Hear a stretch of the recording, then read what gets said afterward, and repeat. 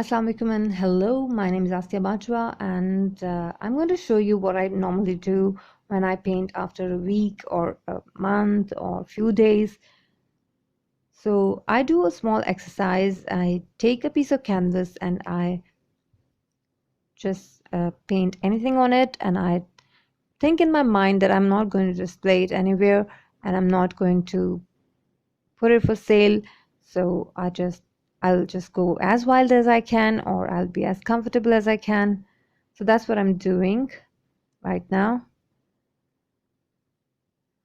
My charcoal pencil is broken, so I'm starting with a charcoal pencil, but I normally don't do start like this.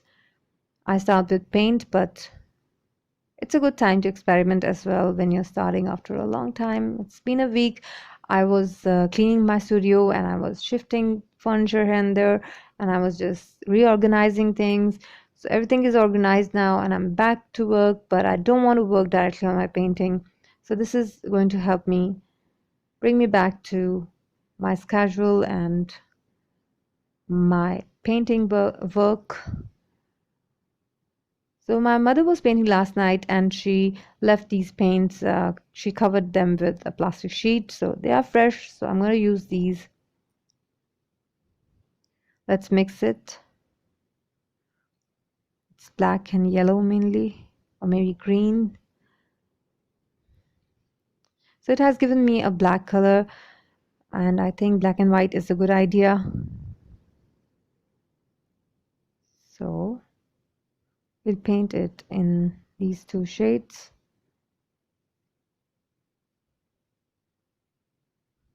So I bought these small brushes. This was a packet, and I bought it from market, and it was like some China-made brushes.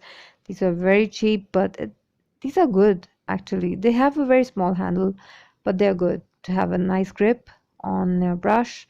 And I'm going to mix now some just a primer in my paint.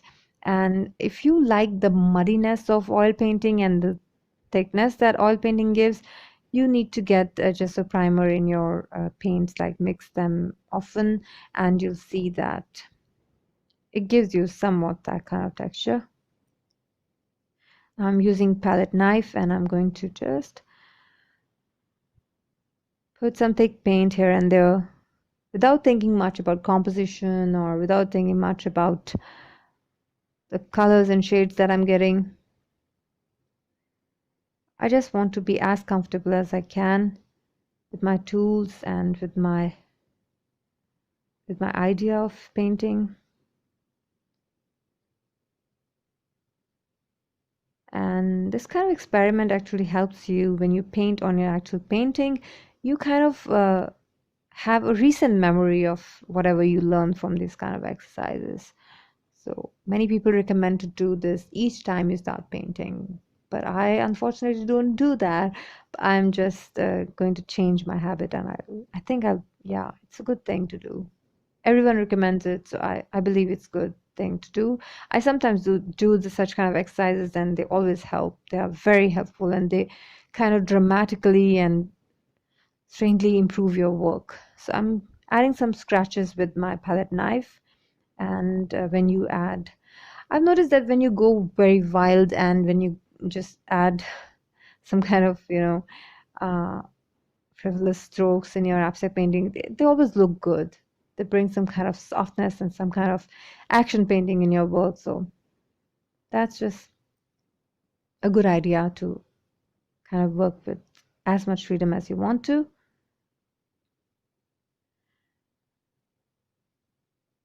So lately I have been obsessed with using same color in different mediums, and you can see that I'm using crayon now, and this crayon transition from acrylic to crayon is looking very good, and I'm probably going to use that a lot in my painting in near future.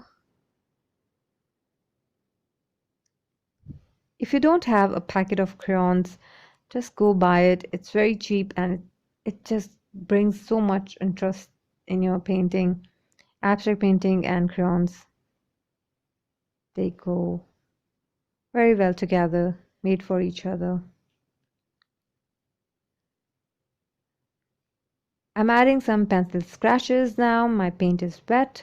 So what it's going to do is it's going to cover my pencil lid, and at some places I'm going to get pencil marks, and at other places I'm going to get just scratches of made by pencil.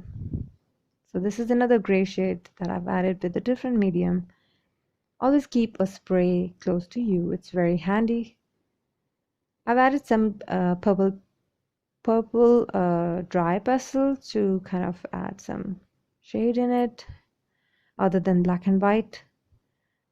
Now I'm adding circles, and I've noticed that where I have a dark background, it's giving me a nice intense pencil marks. Basically the paint marks, paint in the background is coming through that top cover of white or gray. So this is it. This is a close-up of it. I'm not going to do like very finishing touches on it. I'm going to let it sort of incomplete, or maybe complete you can say, and I'm going to put it on my cupboard and we'll see how it looks like. I tend to do overwork in my paintings, so whenever I'll do such kind of practice, I'll try to keep that incomplete and we'll see how that works, and that's going to give me some knowledge about my own work. This is the painting that I want to work next, but we'll see that afterwards. So that's how it looks right now. We'll let it dry and then I'll show you how it looks like. It's next day now and my painting is dry. Let's remove the tape and I'll show you how it turned out. This is how it looks like. So next time when I paint on a painting, I'll share it, and I hope you will stay connected for that. I'll see you again. Take care. Goodbye.